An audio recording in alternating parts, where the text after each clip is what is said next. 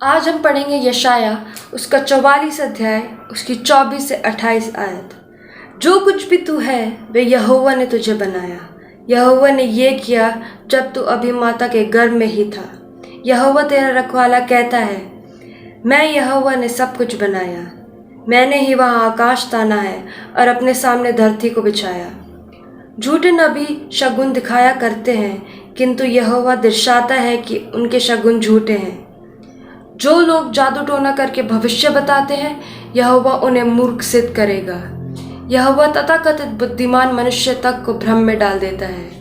वह सोचते हैं कि वे बहुत कुछ जानते हैं, किंतु यहोवा उन्हें ऐसा बना देता है कि वे मूर्ख दिखाई दे। यहोवा अपने सेवकों को लोगों को संदेशा सुनाने के लिए भेजता है और फिर यहोवा उन संदेशों को सच कर देता है। यहोवा लोगों को क्या करना चाहिए उन्हें ये बताने के लिए दूत भेजता है और फिर यहोवा दिखा देता है कि उनकी स्मृति अच्छी है। परमेश्वर क्रूस से यहूदा के पूर्ण निर्माण के लिए चुनता है। यहोवा यरूशलेम से कहता है, लोग तुझ में आकर फिर बसेंगे। यहोवा यहूदा ने नगरों से कहता है, तुम्हारा फिर से निर्माण होगा। यहोवा ध्वस्त हुए नगरों से कहता है, मैं तुम नगरों को फिर से उठाऊंगा। यहोवा गहरे सागर से कहता है, सूख जा, मैंने तेरी जलधारा को सुखा दिया है। यहोवा क्रूस से कहता है, तू मेरा चरवा है और जो मैं चाहता हूँ तू वही काम करेगा। तो यरूशलेम से कहेगा, तुझको फिर से बनाया जाएगा। तू मंदिर से कहेगा, तेरी नींवों को फिर से निर्माण होगा। आप सभी को जय मसीह की। अब हम पढ़ेंगे पहला कुरिन्थियों उसका पहला अध्याय 18 से लेके 25 आयत तक। यहाँ इस प्रकार लिखा है कि क्योंकि क्रूस की कथा नाश होने वालों के लिए मूर्खता है, परंतु हम उद्धार पाने वालों के लिए परमेश्वर की सामर्थ्य है। क्योंकि लिखा है, मैं ज्ञानवानों के ज्ञान को नष्ट करूंगा और समझदारों की समझ को तुच्छ कर दूंगा। कहाँ रहा ज्ञान, कहाँ रहा शास्त्री, कहाँ रहा इस संसार का विवादी? क्या परमेश्वर ने संसार के ज्ञान को मूर्खता नहीं ठहराया?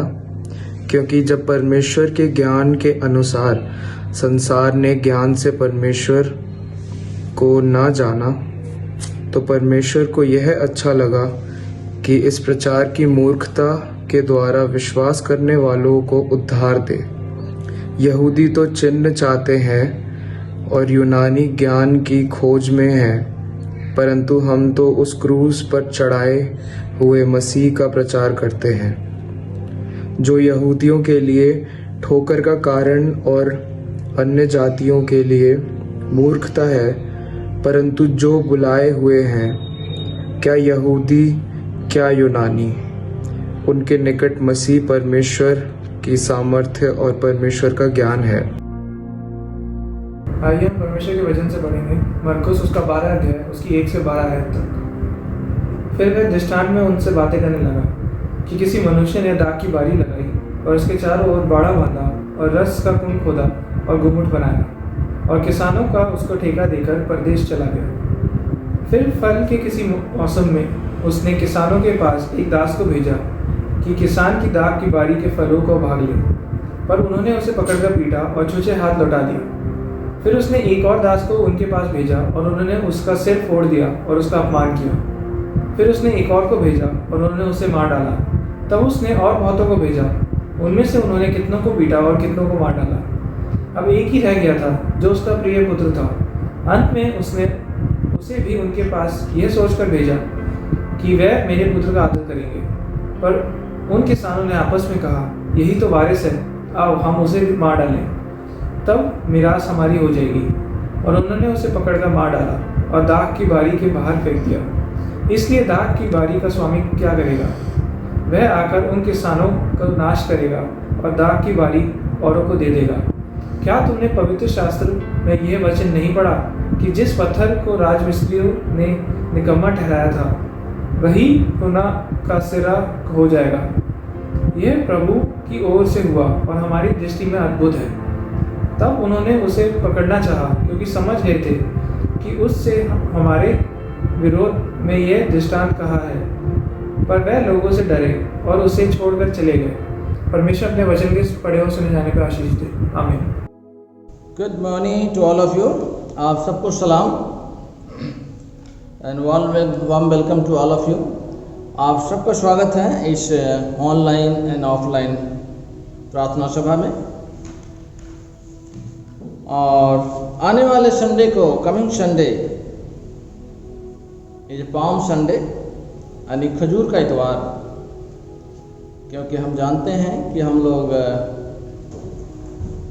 जो प्रोसेशन निकालते हैं, अपना जो ट्रेडिशन है, जो कल्चर है, ये सरकार की गाइडलाइंस है। हम लोग ज़्यादा भीड़ इकट्ठित नहीं कर सकते हैं, क्योंकि हमें जो सरकार की गाइडलाइन दी गई है कोरोना की वजह से, उसको फॉलो भी करना है। हम अपनी इबादत करेंगे, प्रार्थना सभा करेंगे और उस सरकार की गाइडलाइंस को भी हम फॉलो करेंगे। आज second Sunday before Easter, lent fifth, आज पुनरुत्थान पर्व से पूर्व दूसरा रविवार। यहाँ पर जो थीम, जो विषय लिया गया है खास तौर से परमेश्वर की बुद्धि और शक्ति क्रूस की दुर्बलता में सबसे अधिक स्पष्ट रूप से जाहिर करता है।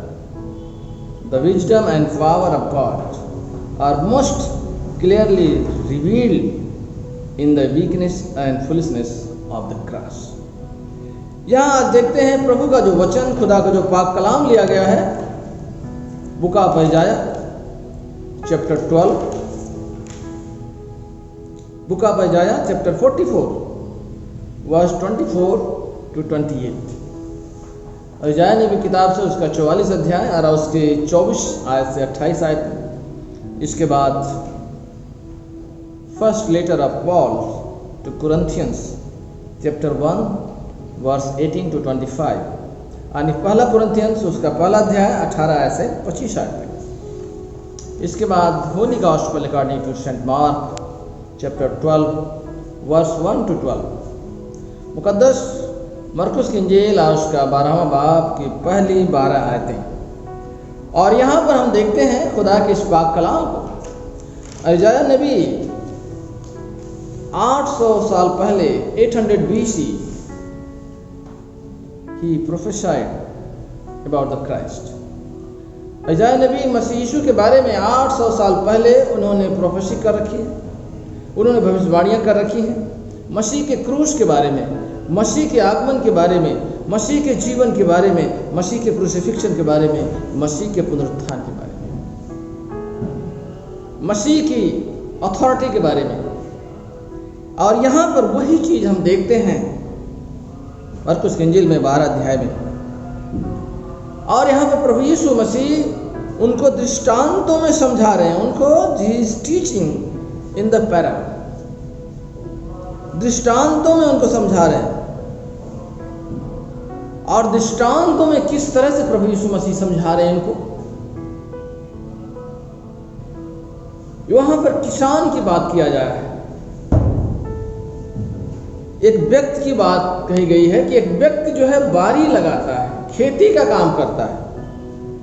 उसने खेती अपने चारों तरफ से जो है अपने लैंड में जो है उसको बाड़ा बांधता है, दीवार खड़ी करता है, चारों तरफ से बहुत अच्छी तरह से उसमें हर चीज़ का इंतजाम करता है ताकि जो भी उसमें खेती करे उसे किसी भी तरह की तकलीफ नहीं होनी चाहिए।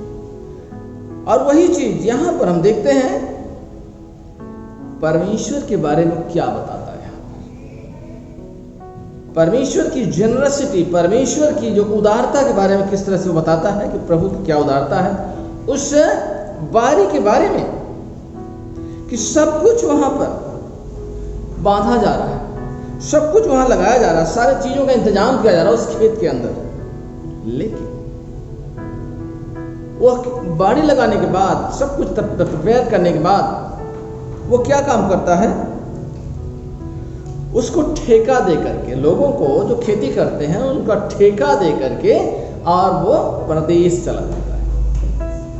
अब यहाँ पर देखते हैं ठेका दे करके परदेश चला जाता है। फिर होता क्या, जो ठेकेदार हैं, जो ठेके पर खेती करने वाले लोग, उस टाइम में प्रभु यीशु मसीह ने जो है ये बात उनको बताया है समझाया है कहानी के जरिए, इस पैराबल के माध्यम से, दृष्टांत के माध्यम से परमेश्वर के राज को, परमेश्वर की उस विरासत को। और यहां पर देखिए वो दे करके चला जाता है, परदेश चला जाता है। लिखा है दूसरी आयत में,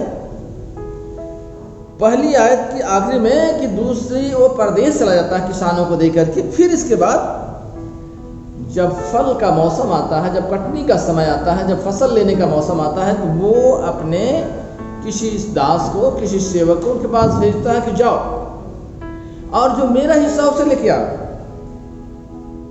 देखिए बड़े अच्छे लोग जिन्होंने ठेका पर घर खेती लिए थे, उस आदमी को मालिक ने जिसे भेजा था अपने दास को कि जाओ उनसे हमारा जो हिस्सा है उसे लेके आओ, इन महा लोगों ने, महाजन लोगों ने, सज्जनों ने क्या काम किया, उसको पीट करके भगा दिया।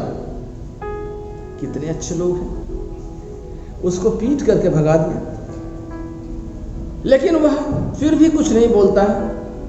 जो ऑनर है, जो मकान मालिक है, जो लैंड का ऑनर है, उसने दोबारा किसी को भेजता है, दोबारा किसी को भेजता है कि तुम जाओ और तुम लेके आओ। उन्होंने क्या काम किया, उसको भी मारा और उसको खत्म कर दिया। यहां लिखा है उसको मार डाला, फिर उसने और एक को भेजा और उसको मार डाला। कितने निर्दयी ये लोग हैं। न तो इनकी जमीन है, न तो इनकी वहां पर कोई राइट है, सिर्फ उनको खेती करने के लिए दिया गया है कि आप भी जियो खाओ इसमें और हमारा जो है वो हमें दिया। तीसरी बात अगर देखें, यहां पर होता क्या है, अंत में उस व्यक्ति ने जिसकी जमीन है उसने अपने इकलौते पुत्र को, अपने बेटे को भेजता है कि बेटा मेरा जाएगा तो वो लेके आएगा, उसे दे देंगे शायद। लेकिन ये लोग क्या करते हैं, उस बेटे के लिए, उस बेटे को कहते यही तो वारिस है, यही वारिस है और इसे हम मार डालेंगे। यही जो वारिस है, यही ही द चेयर, कल यही इसका मालिक बनेगा, तो इससे बढ़िया इसको खत्म कर दो। न बांस रहेगा, न बांसुरी बजेगी, न ये रहेगा, न दोबारा वो आएगा, ये सब कुछ हमारा हो जाएगा। कैसी लालच, कैसा यहां पर स्वभाव, एटीट्यूड। अब देखिए उन लोगों ने उस पुत्र को भी मार डाला और परमेश्वर का, उसका पेशेंस, उस व्यक्ति का पेशेंस, उस व्यक्ति का धैर्य कि अब स्वामी क्या करेगा, जिसकी जमीन है वो क्या करेगा, दाख की बारी दूसरों को दे देगा। उनको ये था कि अब वो करेगा क्या, अब तो अब कोई रह नहीं गया है। लेकिन ये लोग समझ नहीं पा रहे, ये लोग समझ नहीं पा रहे अंत में कि पवित्र शास्त्र वचन में नहीं पढ़ा क्या तुमने, वचन में नहीं पढ़ा, लिखा है कि जिस पत्थर को राज मिस्त्रियों ने निकम्मा ठहराया था वही कोने का सिरा हो गया। यह प्रभु की ओर से हुआ और हमारी दृष्टि में अद्भुत है। यहां पर परमेश्वर के बारे में, जनरसिटी ऑफ गॉड। इसके बाद यह इस पैराबल में, इस दृष्टांत में प्रभु यीशु मसीह के बारे में, कि यीशु मसीह के बारे में क्या है कुछ जो बताता है, और इसके बाद जो मनुष्य हैं जो खेती कर रहे हैं उनके बारे में क्या चीजें। यही तीन बातें यहां पर। तो यीशु मसीह के बारे में अगर आप देखें, इसलिए दाख की बारी जो है का स्वामी क्या करेगा। अब यहां पर स्वामी का कोई मतलब ही नहीं, जब पुत्र खत्म हो गया तो उसका कोई रह ही नहीं गया। यहां पर यह सब कुछ परमेश्वर की तरफ से होगा और उन लोगों को उन्होंने उसे पकड़ना चाहा, क्योंकि समझ गए थे कि उसने, यीशु मसीह को उन्होंने पकड़ना चाहे, समझ गए थे हमारे बारे में कह रहा है, हम ही लोग हैं। देखिए वो समझ जाते हैं कि हम ही लोगों के बारे में कह रहा है, यह दृष्टांत हमारे विरोध में कहा, यह दृष्टांत प्रभु यीशु मसीह किस तरह से नहीं समझा रहे थे। क्या यह दुनिया, क्या ये जर जमीन किसी की हो रही है आज तक? इसको समझने का फर्क है कि हम उसे जाने, उसे समझें, उसे परखें। यहां पर कुरंथ की पत्री में पहले अध्याय में उसके 18 आयत से 25 आयत तक हो चुका था। और उसने क्या काम किया कि प्रभु यीशु मसीह कहता है कि परमेश्वर ने जगत के मूर्खों को चुन लिया ताकि उन बुद्धिमानों को शर्मिंदा करें। अब यहाँ पर देखते हैं किस तरह से प्रभु यीशु मसीह इस बात को बताते हैं। उस जिसे प्रिविलेज दिया गया, जिसे एक अपॉर्चुनिटी में मिला, एक सुनहरा मौका मिला सेवा करने का, उस अवसर को खो दिया। आज हमें उस अवसर को खोना नहीं है। ये परमेश्वर ने एक अवसर दिया है, जीवन दिया है, एक अवसर हमारे लिए है कि हम उस प्रभु के आभारी हों, उस परमेश्वर के प्रति फेथफुल रहें, परमेश्वर के प्रति वफादार रहें। ये नहीं कि हम मालिक बन जाए, हम एक मनुष्य हैं, एक इंसान है। संपत्ति के बारे में बताता हूँ 2 मिनट। संपत्ति 5 प्रकार की होती है। एक परिवार रूपी संपत्ति, पति पत्नी, बच्चे, माँ बाप, रिश्तेदार, मेहमान, यह एक परिवार है। और इस परिवार में अगर सुख शांति है, ऑनेस्टी है, ईमानदारी है, परिवार बहुत अच्छा हो। दूसरी बात भोग, धन दौलत जिसे कहते हैं। धन दौलत होना चाहिए, लेकिन धन दौलत हमें स्वर्ग में नहीं ले जाएगा। धन दौलत हमें हमारी बढ़ती उम्र को कम नहीं कर देगा। धन दौलत हमें समाज में कुछ स्थान नहीं देगा। धन दौलत से हम दूसरों का परोपकार करें, धन दौलत से हम दान दें। धन दौलत परमेश्वर ने दिया है तो जरूरतमंद की सेवा कर दें। तीसरा जो है हेल्थ, निरोगी काया।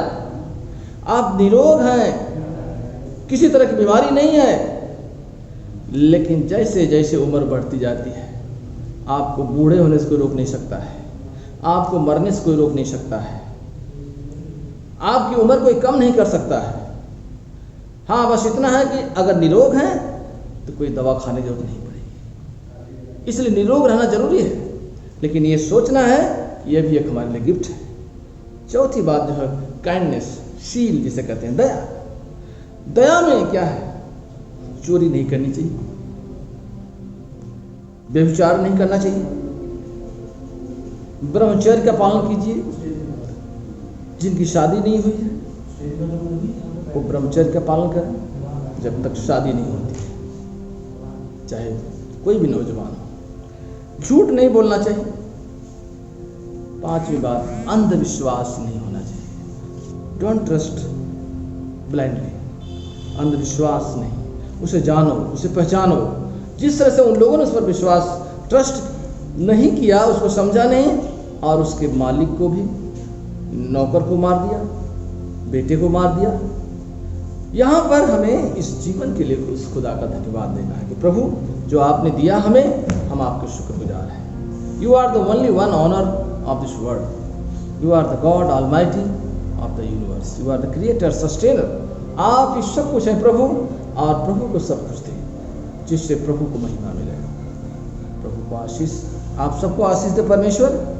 प्रभु इस वचन के द्वारा हम सब आशीष पाएं। Thank you so much. आप सबको जय मसीह की। मैं पढ़ूंगी निकिया का अकीदा।